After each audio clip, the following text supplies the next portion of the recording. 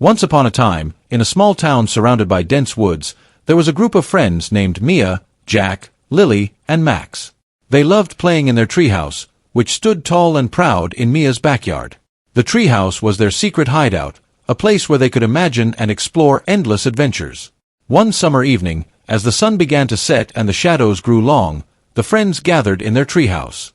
They decided to tell spooky stories to celebrate the start of their summer vacation. Max, the bravest of the group, began with a story about a haunted treehouse that was said to be nearby. Legend has it, Max started, his voice low and eerie, that there's a treehouse deep in the woods where a ghostly child lives. The child was once a happy kid who loved playing with friends, just like us. But one day, while playing alone in the treehouse, a terrible storm hit. The wind howled, and lightning struck the tree.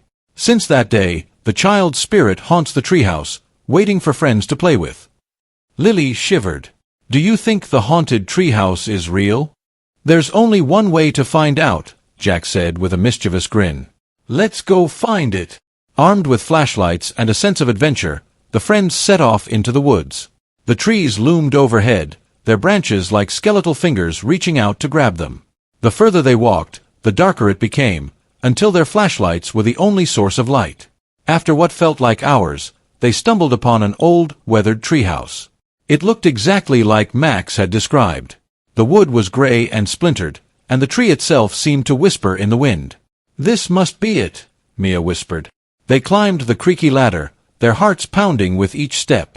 Inside, the treehouse was filled with old, dusty toys. Suddenly, a cold breeze swept through, and the door slammed shut behind them. The friends huddled together, their flashlights flickering.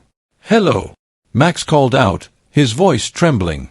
In the dim light, they saw a figure appear, glowing faintly. It was a young boy, his face pale and sad. Will you play with me? He asked softly. Mia stepped forward, her fear melting away. We'll play with you, she said. The boy's face lit up with joy.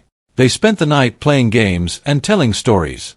As dawn broke, the ghostly boy smiled and whispered, Thank you. The friends left the treehouse, feeling a sense of peace. They never saw the ghostly boy again, but they knew they had made a lonely spirit happy. From then on, the treehouse in Mia's backyard felt a little more magical, and their bond of friendship grew even stronger.